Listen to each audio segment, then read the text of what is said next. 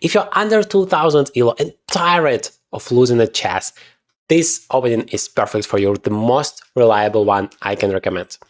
It starts with the move d6.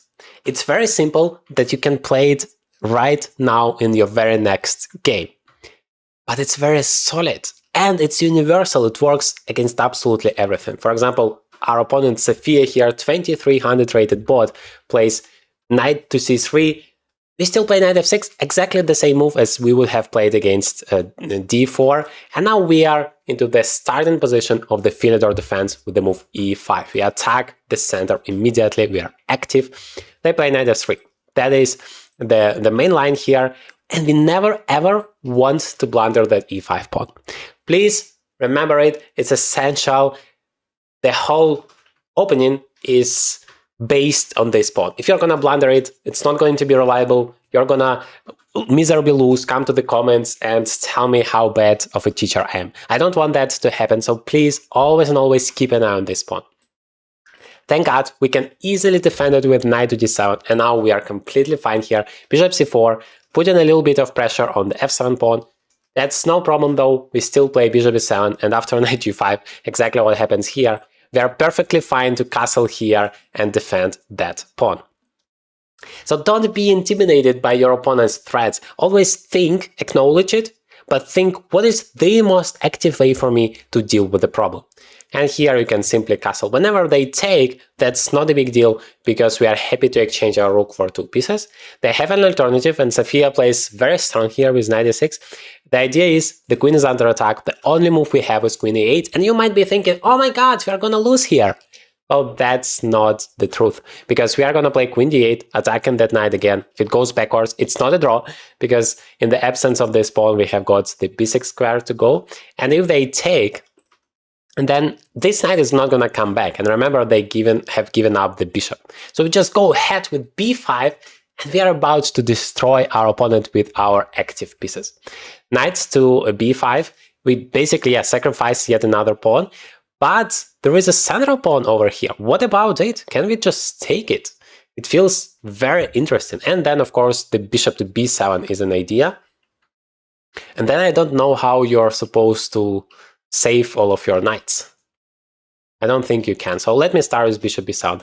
This way I develop yet a new piece, very strong bishop. It's gonna be a monster here. And at the same time I attack that knight twice. Alright, he probably wants to get here, right? That would attack my queen once I play a6, and he would have time to save that knight as well. So do I do a6 or do I play here? I think I'm gonna take. This knight is in the center. I have grabbed a very powerful pawn. I have created another threat for him. And yeah, I control so many squares. He plays f3 though, which is a very double-edged move. On the one hand, it attacks my knight. If I just go backwards, I'm very passive and my opponent is gonna take advantage of that. But it also weakens the king. You never want to have your king in the center exposed. Your opponent is gonna destroy you. And as I know that, I really want to go forward and crush him. But I cannot do it immediately. I might blunder myself, and then it would be a pity to blunder such a nice game. So never ever make a move in chess without thinking what your opponent can do in response. I think there is bishop h4 check here, and I have thought about his move g3. I can take it. And then this king is in huge trouble. Like that's a check. And notice this bishop. This is a power of 2 bishops advantage in action. As well as the weakness of this king. I mean, he's gonna be checkmated in no moves. Like I have here queen g5 directly. I don't really like the fact that my queen is going to be attacked. So it doesn't matter how great the move seems to be, always make sure to check your opponent's opportunities. For example, queen g5, king to c3, if you want to play rook takes f3, thinking that you are checkmating, you're gonna blunder, queen takes f3 and then bishop takes g5 and you're lost, instead of completely crushing. So I want to switch the move order. I want to play rook takes f3. Yes, I know I can take with the bishop and grab the material, but don't think that's cheap. I mean, we are for a big win here. We want to checkmate him. Who cares about that exchange? I think that my bishop is more powerful than this rook at the time. So I'm going to take with the rook, make sure the king does not go away. It's important to bring your opponent's king into the kill zone if you want to checkmate. Then don't allow it to escape and try to create as many threats as you can. So queen g5 is definitely very powerful now. He goes to e2, and then our queen is hanging. So maybe just queen g4. If he takes, we're going to take back and win the entire queen. Otherwise, we create powerful discover attacks that our opponent is not going to survive. So I think this move is very powerful. And those knights, notice, they're completely useless. Like, he cannot actually do anything about it. Okay, king to e2. At this point, I think there should be a checkmate, but we have to calculate it to make sure we don't spoil this position. If you're not careful with your variations, your opponent's responses, then in the situation where you have the initiative, you are attacking, but your opponent has the material advantage, you can spoil everything and lose. So let's be careful here. What kind of moves we have? We always and always start with checks. What is even better than a check? A double check. So if that's possible, we start with that. Rook f2 and rook takes e3 is both double checks. Rook e3 is even a capture at the same time. So that is the most active move in the position, and I start considering my options with it. He takes back. His queen is protected. I cannot win it. So I'm thinking about the new checks, like queen e4. The only move is king d2. But it seems like he's escaping. Like bishop f4, he can even capture it. And the more pieces go off the board, the less chances I have to checkmate him. I don't like that. Rook f2. In this case, he cannot take it. That's a plus. So he can go either here or here. If he goes forward, always start with the most active opportunities. Then to say the least, I have queen e4, king c3, and I win that bishop for free. Which means I'm going to be an exchange down. He's gonna then play queen to d3, and at least it seems like he's stabilizing more or less. Yeah, I don't think I like it that much. The king escapes the kill zone. That's what we need to prevent. Okay, what else do we have? We have rook takes f1, which feels very interesting because he has to take it and go backwards. And then, yeah, it feels very dangerous. Like, to say the least, we have this move bishop f3, which is bringing a new piece into the attack and creates a huge threat to win the queen on the spot, as well as queen to h3, followed up by the checkmate ideas. This bishop is stopping the king from escaping. That's exactly what we need. That feels very strong.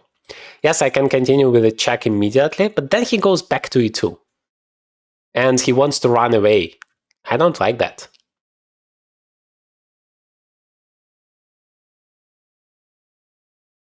But that bishop f3 move feels very dangerous. Well, maybe queen to f5 is an alternative, because that gives a check and prevents the king from going to e2 because of this bishop f3 check. He can play king g1 though, and then, yeah, I'm not ready to give a check yet, although I do have moves like queen to h3, threatening multiple checkmates at the same time, like queen h1, queen g2. How do you even stop it? I think it's not possible.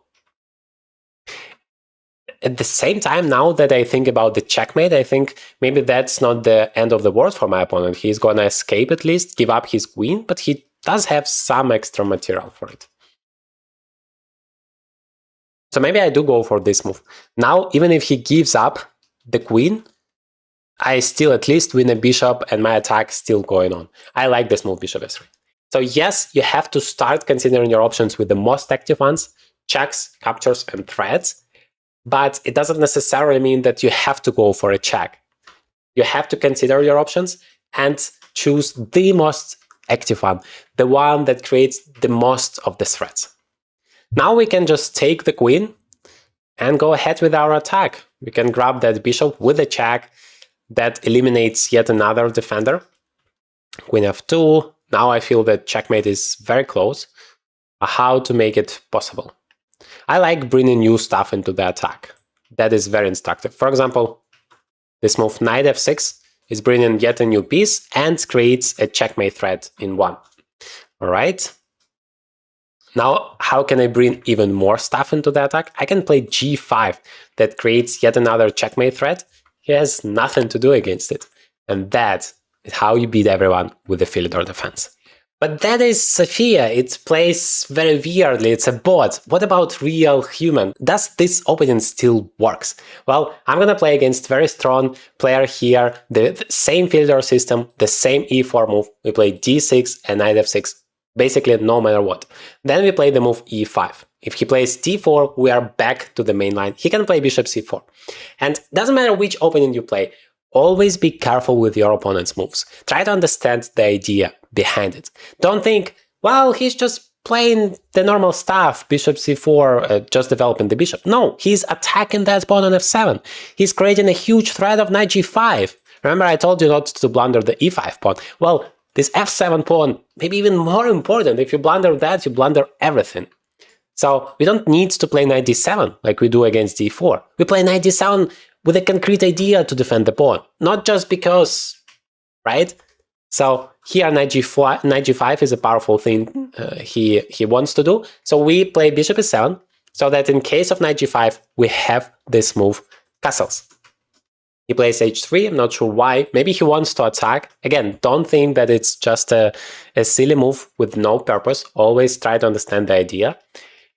But I don't want to castle straight into it, right? So I think I want to make an active move that is a part of my plan anyway, and create some problems for the opponent. c6 is a very cool move. This is the best one in the entire opening, because you control all of those squares. This knight cannot go anywhere, and you make this pawn b5, this pawn move b5 possible.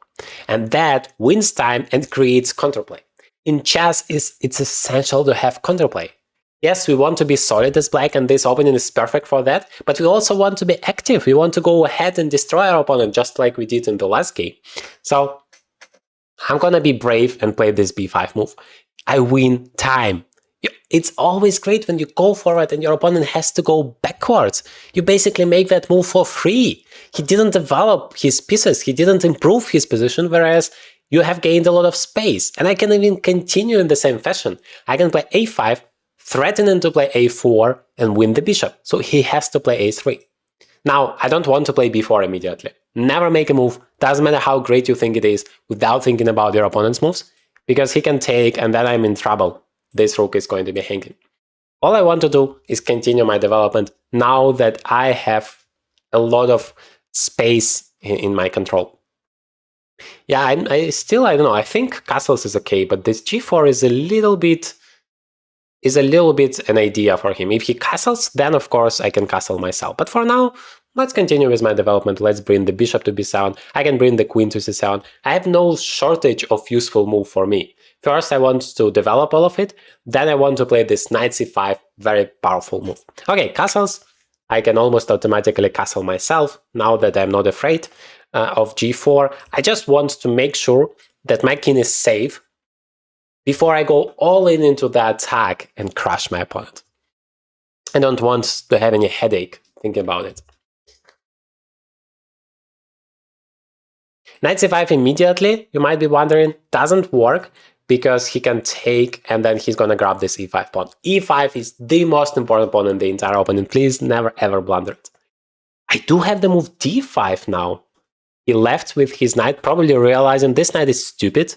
One of the main reasons why Fidor defense is so cool, like this knight is absolutely useless for white, but at the same time, at least it was keeping an eye on the b5 pawn. Now that it's not, I can go forward, and d5 is like a dream move for us in this opening. Once we play d5 and we don't lose immediately, basically that's the dream case scenario. Now we control the center, we are actually like playing as white, he's wasting time. Remember the golden principle to achieve success in the chess opening. It's one piece, one move. Never make a second move with the same piece without a very good reason before you develop all of them. He did that. There was no actual reason to play knight d2, and that means he doesn't control those central squares anymore, and d5 is possible. Now I'm immediately creating a threat. I'm attacking that e4 pawn, which is just as important for him as e5 pawn is for me. He takes it, but that's also a good step for me. This bishop, the more pawns are go away, the more this diagonal is opened, the more powerful it gets. It's going to be very difficult for him to deal with it. To prevent that, he plays d4, right? To stop this, because otherwise I'm going to play d4 myself, and then good luck trying to survive against this bishop. But that move also has drawbacks. First of all, he's wasting another tempo. Notice that I never ever made two moves with one piece, which helps me to develop it as fast as humanly possible, whereas he's wasting time there, so I'm having the initiative. At the same time, he creates a threat. Always think about your opponent's moves. What is the idea? He attacks this e5 pawn that we can never ever blunder. So what is the most active way for us to deal with the problem? We can take, but I never ever recommend you do that in such a situation, because the knight is a huge blockade against the isolated pawn. It's like an absolutely dream case scenario for our opponent. So e4 instead would be much more active. Now we don't have an isolated pawn, and we create another threat. The more threats you create against your opponent, the better it gets. Yes, he can go forward with knight e5, but I think we can attack it. Okay, he goes backwards, like with the bishop or something. Yet it can go backwards. You never ever want to go backwards if you still have any options to go forwards and be active and attack and create threats against your opponent. Alright, nevertheless, what is his idea? Maybe he wants to get to g4, but that is not scaring me. Like, you waste 3 tempi just to exchange your knight? Be my guest. What can I do in the meantime? I can develop new pieces. I can bring my rook to the c file where it's much more active. I don't see a single reason why not. Okay, he plays that, trying to like stop me from playing a4. That is a good thing for him, but the bad thing is this diagonal is now available for my bishop, where it's going to be super powerful. First, think about the opponent. For example, now this d5 pawn becomes vulnerable. Still, bishop a6 is possible. I attack the rook. But if I can play knight b6, defend that pawn, improve my knight's position. It's not like I'm just reacting to his threat. I do what's good for me, and at the same time, I solve the problem. This is the type of moves that you should be aiming for. Okay, knight g4. Thanks to the fact that I played knight to b6, it's not a real problem for me. That pawn is sufficiently protected. Instead, I can go forward with knight to c4. But first, I think I want to take. If I don't take, don't think he just played that, he just wants to exchange. Always think about all active opportunities that your opponent has. And this knight e5 move, I don't want to allow that. So I'm going to take it. He can take with the queen, exactly. And again, we think about the threats. I actually wanted to play f5 immediately, but that has certain drawbacks. It might be a little bit dangerous. Like knight e6, ideas like that. I do feel that my position is solid enough to justify it. Once I'm going to cover that, I don't know, even moves like rook f6 are interesting to get over here and control this 6th rank. I'm just in total control of the center. Knight e6 is not possible now because that would just lose your knight, so I have time.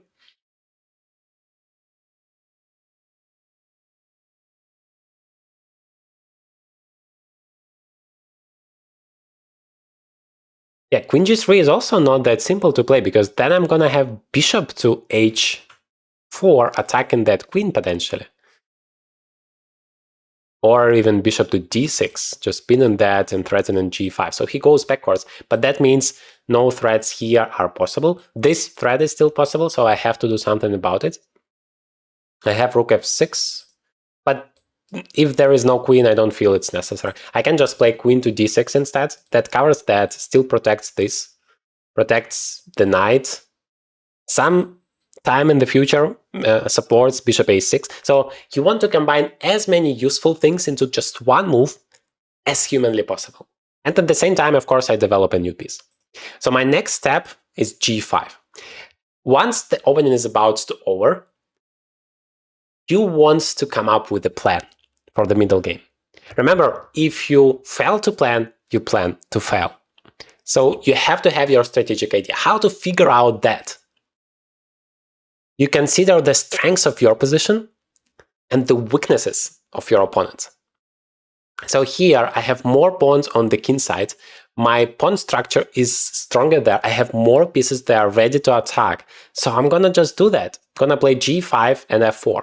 If the center is closed like that, then pawn storms like g5, f4, they make much more sense. If the center is opened, that would be too dangerous. Like he would destroy my king much sooner that would bring any effect. Because it's closed, I don't care. I think g5 is a very cool move here.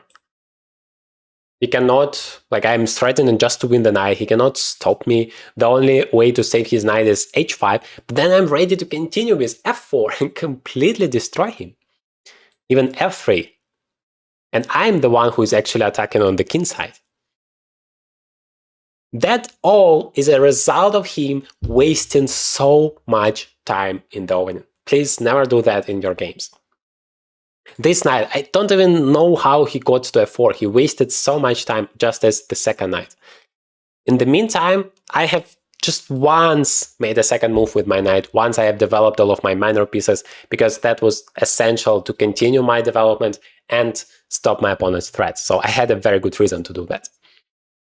Otherwise, every single move, I tried to either achieve my plan, like get ahead with it, or stop my opponent's plan, or both at the same move. That is the best case scenario.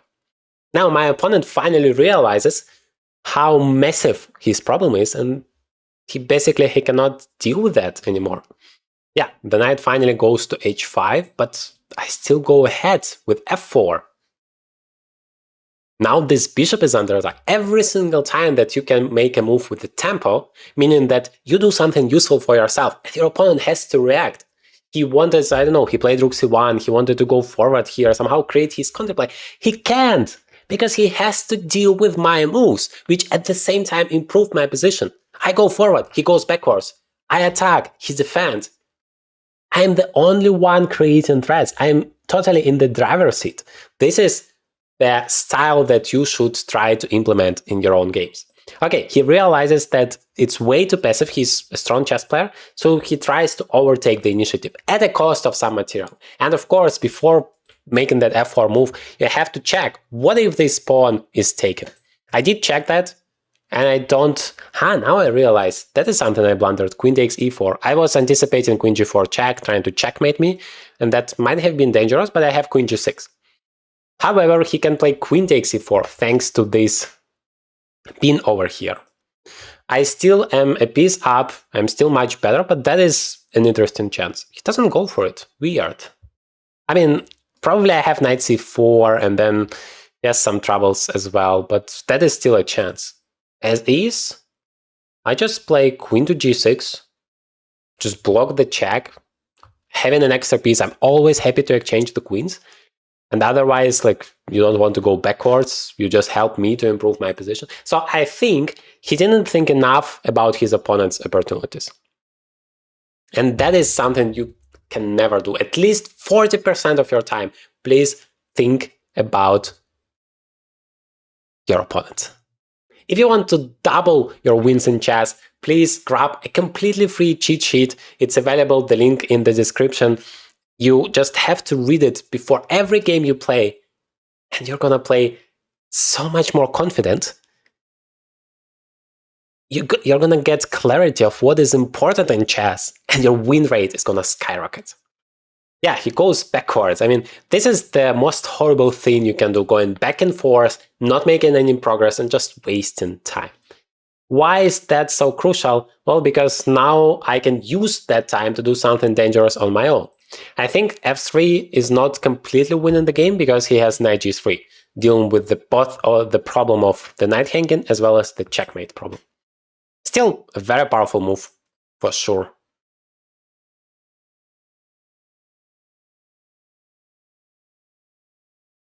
I don't know, I can also wait.